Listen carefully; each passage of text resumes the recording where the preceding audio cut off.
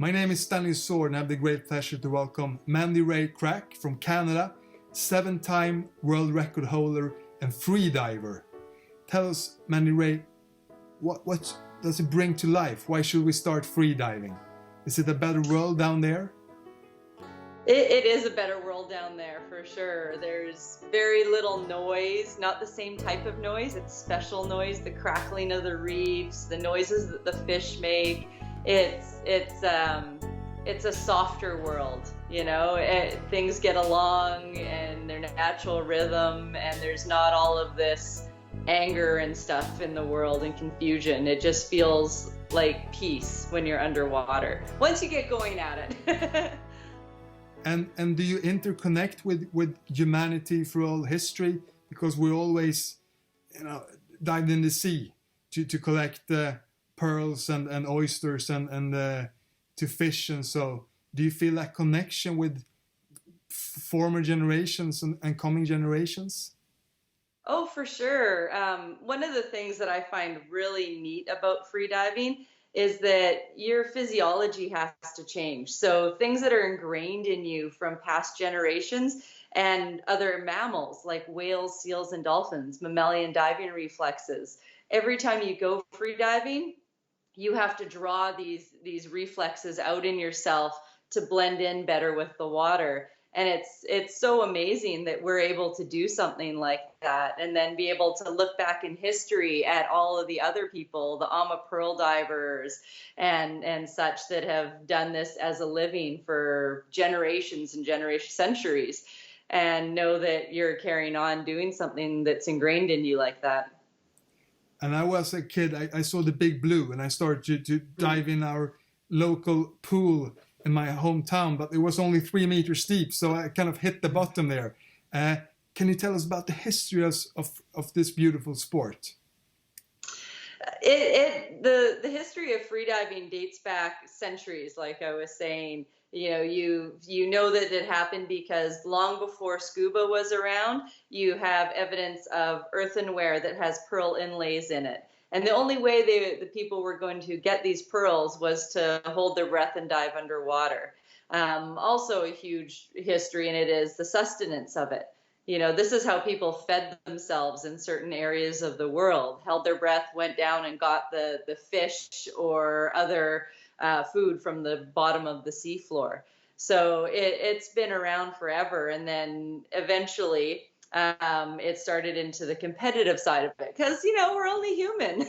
We need to challenge ourselves. And one of the first ever competitions, I guess you could say, was somebody dropping money down in a tube to the ocean floor and a guy saying, "I'll go get that, I can do it," and swimming down, grabbing it. And that was probably the last time for a long, long time that a freediver made money off of doing the sport. But it's kind of cool that it started that way. Yeah. And did you have your own style as an athlete? Could we see it was Mandy-Rae diving?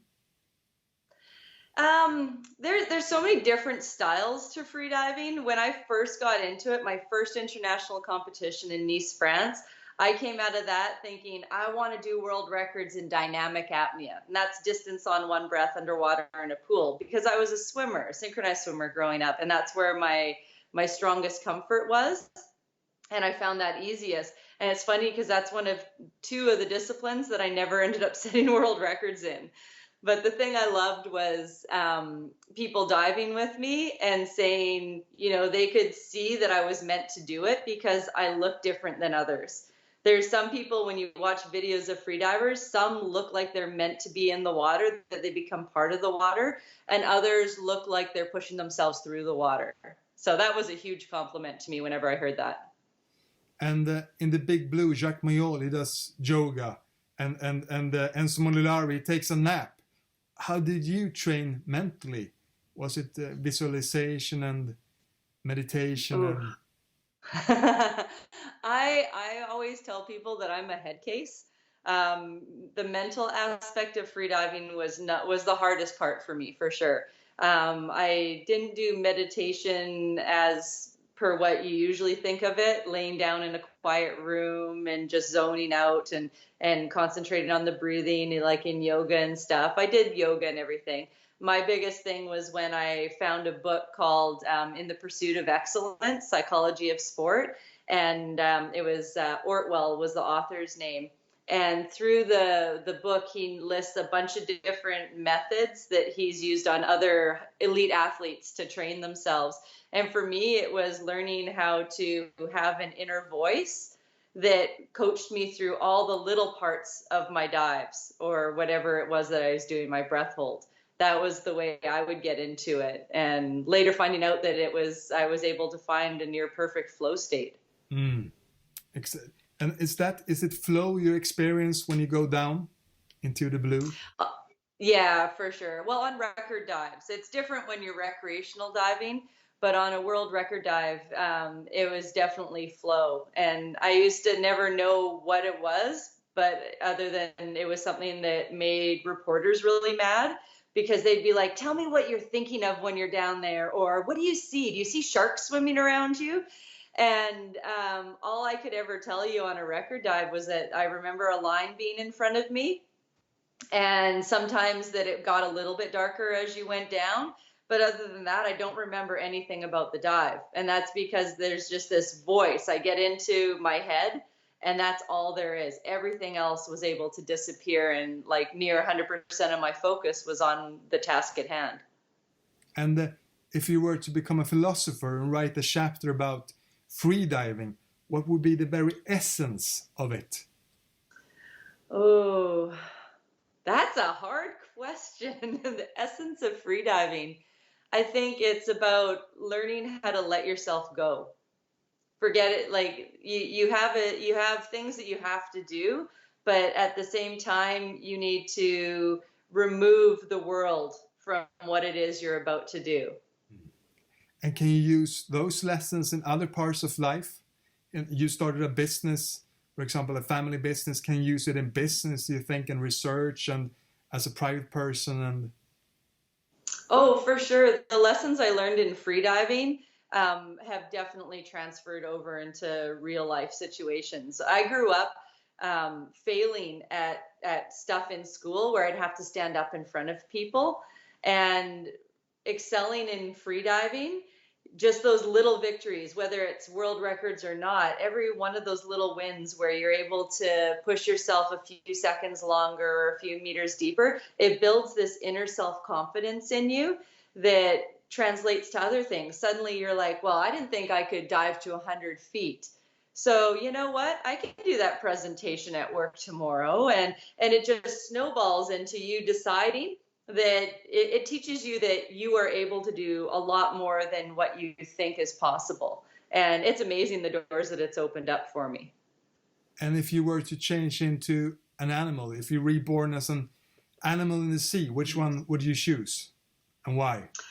Ooh, you know, my answer used to always be a shark because I absolutely love sharks. But with the state of our oceans, I'd probably say a jellyfish because they're going to exist the longest. But yeah, pretty much anything underwater would be amazing to come back as. And sharks, they have to swim all the time in order to keep breathing. Is it a harder life down there? We can stay at the coach and watch TV and chill for a day, but in the sea you really have to work every day in some sense, and there's always a threat. Perhaps if you're a white shark, but everyone beneath. In your sleep, you can be eaten. Is it a rougher life down there? I don't think. It's just different challenges, right? You know, they have huge pressures on them that are beyond their control, of course, but so do we up here. There's a lot that we don't have control of that we just have to deal with day to day. And especially right now during coronavirus, I think a really cool thing is that they get to travel huge distances. You know, how cool would that be to be that's part of your yearly cycle, you know? You have a distance that you have to travel, like whales going from way up north to way down south in a year. You know, it's an interesting, it's a different challenge than what we have, but it would be fun. And have you swam with any animals like dolphins and? Oh, I've been very lucky to swim with a lot of different sea creatures. We were part of the movie The Cove that won an Academy Award in 2010 about the pressures that our oceans are under and the slaughter of dolphins in Japan. And before it became about the slaughter of dolphins, we had 2 years where we traveled with them, and we got to dive with humpback whales, really like up close and personal with them, and they're just magnificent. That's where I gained a whole new respect for those creatures. Dove with schooling hammerheads and reef sharks, tiger sharks. I love. Oh my goodness, great hammerheads. Great white sharks. The story just goes on and on. All of the great, amazing creatures. Fantastic. And what's the most traumatic you have experienced so far in the sea? Ooh, traumatic. See, everything to me, it's traumatic. So things are traumatic at the moment, but then when after you've talked about them enough, that it's just something that happened and that you made it through and that you move on. So I've had a number of blackouts in the sport, all well in attempting world records. I had, one where I was attempting a 90-meter dive in constant weight, and I blacked out. But then when I came around, I suffered almost like a mini stroke, and made full recovery, and there's no problems associated with it. But sometimes that's one of the scary parts about pushing human boundaries and being the first person to these levels or depths, I guess, is that there's still a lot that we don't know about what our physiology goes through. And I'll probably never know what caused it. I'm just lucky to have recovered from it. And what would be your 3 best pieces of advice for the next generation if they want to become professional freedivers? Oh, first is just try it. Just get out and do it. I think there's so many more people that could be amazing at things in different sports and occupations, but they just are scared to try. You have to try. Finding an amazing support system is another thing. If I hadn't found the coach that I did and had the family backing that I did, I probably wouldn't have ended up doing it. So you really need that drive and somebody else that sees something in you, for sure. And for freediving specific, get training. Find a professional company like Performance Freediving International and get the proper training. It not only makes it easier to get better faster, but you know how to do it safely. When you've been in the sport as long as I have, unfortunately, you know a lot of people that have lost their lives because they didn't follow the simple safety rules. And have you had any mentors that helped you along the way, and any role models?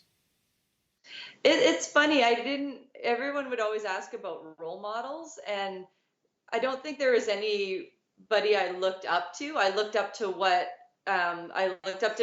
I look down to in our sport. Yeah. There was people that I aimed to beat eventually, people that held the records, and I wanted to beat the records, but it was never that I wanted to be them. I was on my own path. But definitely a mentor. Yeah. When I met Kurt Kroc, who later became my husband, that was the game changer, because he was the type of personality where he would see something in someone and know how to draw that out to show you that you could be this amazing person and do these amazing things. So that was a big game changer for sure. And I just saw a documentary about a girl who died, and her husband was her coach. I forgot her name, but Audrey. Yeah, exactly. And it was a sad story. Is there a fine line between to push someone and to hold them back, that encourage them, but hold them back when it gets too dangerous? Yes, and theirs was a very different dynamic. We worked with them. Actually, I set a tandem world record in no limits with Audrey, and so I worked with them once way back in 2000. And the thing you could see immediately, Pepin at the time was very ego-driven, and he didn't like to listen to the experts that he brought in to help them set up events. And so things would go wrong because shortcuts were taken and there was impatience and stuff like that. And then on the side of her, one thing that I would notice was, when they were setting up our sleds in the morning and that, I wanted to know what they were doing. I wanted to know what was being put in the air tank that was going to lift us back up to the surface. I wanted to see that knot at the end of the line and all of this stuff and just be part of it and hear the safety briefings and everything. Whereas she did 100% faith. I have 100% faith in Kirk, but I also want to know what my safety divers are doing. I want to know all the parts and pieces that are going into my world record, because in the end, it's me. I should be responsible for that as well. And nobody's going to push me further than what I'm going to let them push me either. So I think there's a little bit of responsibility on both people, but blind trust can be fatal. In all aspects of life. And how did you train outside of the water and inside of the water? What's the two different atmospheres? Oh yeah, well, and living as you would know in a colder climate, right? It's not always the best to be in our oceans out here. Below 60 meters in Vancouver waters, it's so black, it's like diving with your eyes closed. So not only physically, but mentally, it's a lot more challenging. So what I would do is I would have a 5 or 6 month training program, and the majority of it was going to be cardio strength training in the gym. So working out on ellipticals because I have bad knees, I don't run, and doing weightlifting and stretching and then breathing tables as well. And I did a lot of prep like that. And then I would slowly transition into doing pool work. And for most of my world records, I would not touch the ocean until 2 weeks before my world record attempt. So it's a bit like marathon runners. They don't run too often. Yes.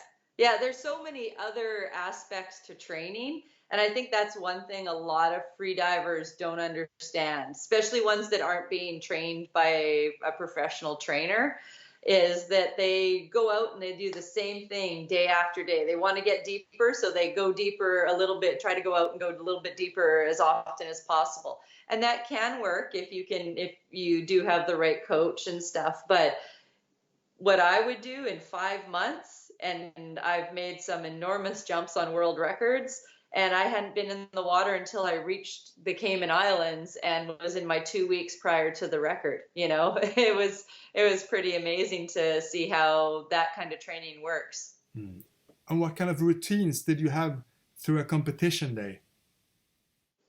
Routines are pretty important. And that was one big thing coming back after 5 years off after back surgery, was realizing that I'd forgotten my routines, because that's half of the mental aspect too.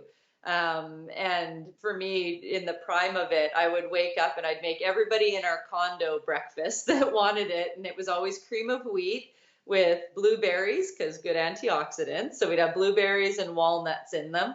And cream of wheat's easy to digest too. So you get the energy and the nutrients, but you're not weighed down by your breakfast. Excuse me. And then I'd head upstairs and do a full body stretch and then a visualization. I did a lot of visualization on my dives, and not perfect ones. You always say no dive is ever perfect. So your visualizations can never be perfect either. You have to visualize overcoming obstacles while you're on your dive too. And then packing your gear and always packing it the same way. I had my spot on the boat, and nobody else was allowed to sit there. If somebody else came on the boat and was sitting in my spot, I'd have to ask them to move, because that was my spot. But I didn't get into, I've seen other athletes that would put towels or blankets over their head and earphones in and just zone out. I like to listen to music on the way out and while the team was setting up the rig. And I would dance and sing and talk, and it was just a normal everyday dive I was about to do.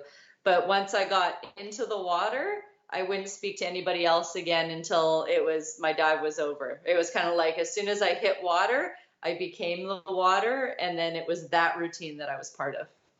And we contain 70% of water ourselves. So is it in some sense more natural to be down in the water than in the air? Well, that's the goal of freediving, is to make it more natural to be in the water.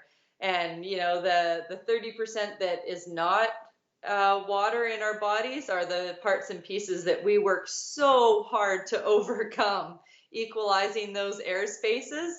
And I'm pretty fortunate in being able to most of the time equalize those really efficiently. Whereas some people, that's their stumbling block. They struggle with that for forever. Mm. And do you try to free your mind, or when you go down, as you said, you were in flow, but do you think of anything? Do you think of the different levels and the technique, or do you think of your breath, or what do you think about during a dive? For me, I have this inner dialogue that's going on. So there's a lot of technique. It looks like you just swim down to depth and swim back up again, but there's actually a lot of technique. So your final breath, there's a certain segment that goes in, how you do your final breath, and then roll over, and then you start your dive. And the first little bit down, for me, I would swim down to 40 meters. And the first 20 meters is 10 strong kicks of my fin, and then remembering to equalize. So in my head, I have this count going on: 1, 2, 3, and then I'm remembering to equalize every time I do a count. And then the second 20 meters down to 40, it's softer kicks. It's another 10, but it's not as much effort because you're becoming more negative. All your air spaces are compressing and your wetsuit is compressing, so you sink easier. So you don't have to swim as hard. And then from 40 meters down, that's where I'm negatively buoyant. And you stop kicking and you're just conserving. So then my mind starts reminding me to streamline. So tuck your arms into your head more, tuck your chin in more so you can equalize, relax your stomach. And then I have a count that continues on so you know where you are, because you don't want to sink another 50 meters without knowing exactly where you are. So I'm always counting 1, 1,000, 2, 1,000, because every second is like another meter of depth. And I would be dead on within a few meters, counting that way. So it was never a surprise when the bottom came up. I knew it was coming and knew when I needed to turn. And then on the way up, it's a little less technical, but you're still talking to yourself and counting and remembering when you're doing stronger kicks and when you're doing weaker kicks, and then dropping your arms. So there's all of this dialogue, this voice that's going on in your head, and nothing else gets in there. If something else gets in, you end up turning around. You have to be watertight in your head as well. You do. Yes. And when you're 120 years old, do you want to be buried in the water, or have your ash spray in the water, or? Oh, I've already told my daughter, and that's what I want, cremated and set free in the water, because, you get put in one area and you get to literally go all over the world. And what better place to rest forever, right? And having to break these different records, you have your competition. How much do you compete against yourself? And how much do you compete against your opponents? Well, see, that's the thing. It's really freediving. If you're doing it right, you're competing against yourself. You might have, if you're doing records, you obviously have a goal that you're trying to hit, but you can only do what you can do. So you have to train yourself, and you have to fight your own demons and overcome your own obstacles to get there. It's not a race where you're going to see your competition right next to you. You're in the water at that moment by yourself, fighting yourself. And is it hard to relate to those kind of feelings you have in the water to other people? Now you're in the diving business, so you meet a lot of free divers anyway, but people who only spend their whole life on land, is it like two different worlds? You think we miss out? Most people miss out since we don't go underneath the surface. Oh, for sure. I think, one question I'd get a lot from reporters is, why would you do this? Swim as far away from your next breath of air as possible. Why would you want to put your body through this? It's dangerous. And it's not as dangerous as people say, but they're always like, I don't understand. And it's like, really, if you thought that you had a chance of doing something that nobody else had done before, and that you knew 99% sure that you were capable of doing something groundbreaking, how could you not let yourself do it? And that mindset of somebody like, oh, no, that's scary or dangerous, I couldn't possibly, that seems so sad to me that people would not let themselves experience that. And I'm so lucky that I've been able to. The other side of it is people, I think our oceans, our planet would be in way better shape if more people spent time in our oceans. I've said this for so many years because there's so many people that don't see the beauty as well as the destruction that's happening underwater because they're not there. Seeing it on TV isn't the same. You need to be out in the oceans and seeing it. Aquariums, they show you the best of what's possible, but unless you're in there experiencing it, you really don't understand. It's what's the most beautiful thing you have seen deep down? Oh my goodness, I love sun rays. I love being in the water, in blue water with no land around, and just seeing rays of sun coming down through the water. Like there couldn't be anything more peaceful than that, just being down there and listening to it. I can't pick one creature over another because they're all just so incredible in their own way. Like brittle stars out in Canada, little starfish that you can just touch their one leg and watch the whole rock wall full of these brittle stars start moving is incredible. Being next to an enormous humpback whale and watching its eye check you out is incredible. But you can't beat the peace of just being in open water with sun rays coming down, and it just feels like you're in another world, you're in heaven. And if you were to take the 100 best free divers of all time to the psychologist and try to find common things between you, what would be that the red line that connects you all? Ooh, top three things. I would think drive. We all are probably very driven. Once we have a goal in mind, you want to get there. Unique physiology. I think that's going to stand out. I know some world record holders have had a lot larger lung volumes. There's something special in there physiologically, as well as the drive and mental aspect of it. And I think an amazing coach, amazing support team. And Herbert Nietzsche, 214 meters down. Tanya Streeter, 160. Those two people that hold the deepest records today. What can you tell us about them?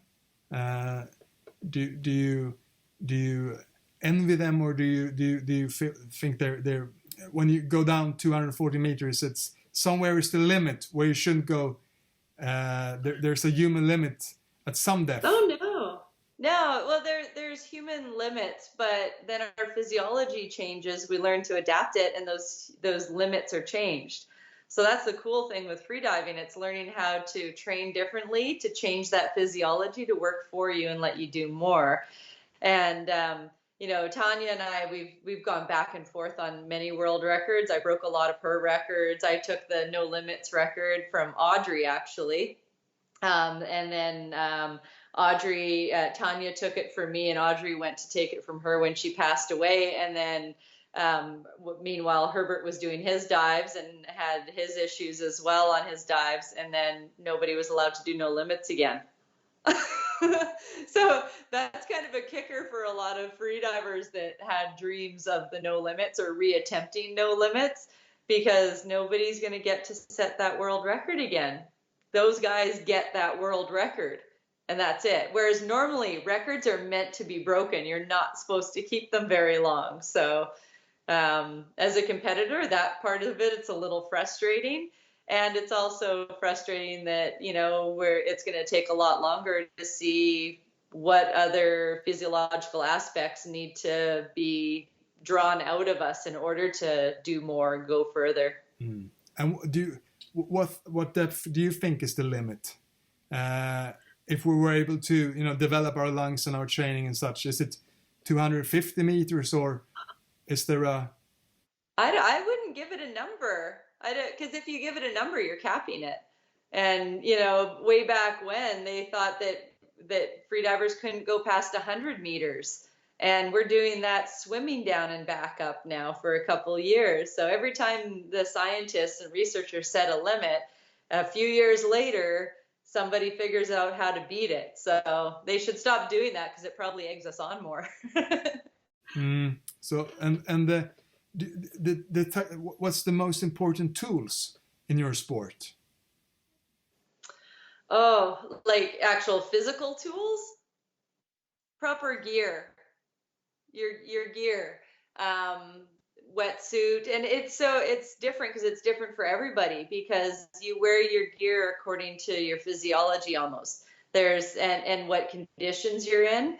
So being able to have the gear that you can change for the conditions that you're going into makes all the difference. What type of wetsuit you wear, what type of goggles or mask you're wearing, the type of fin.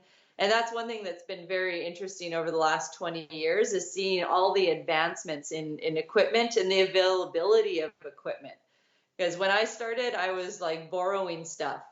Because in Canada, we didn't have a wetsuit supplier, not for women for sure. You'd have to wear a men's spearfishing wetsuit, and they don't fit if you're not shaped like a 12-year-old girl. If you have curves at all, you do not fit into a men's wetsuit. And so it was just horrible wearing double wetsuits and just makeshift everything. And so it's incredible the advances in all of that over the last 20 years that make it so much easier for people to get the right gear and do better. Fantastic. Mandy-Rae, warm thank you for your generous advice, and we look forward to the deep blue.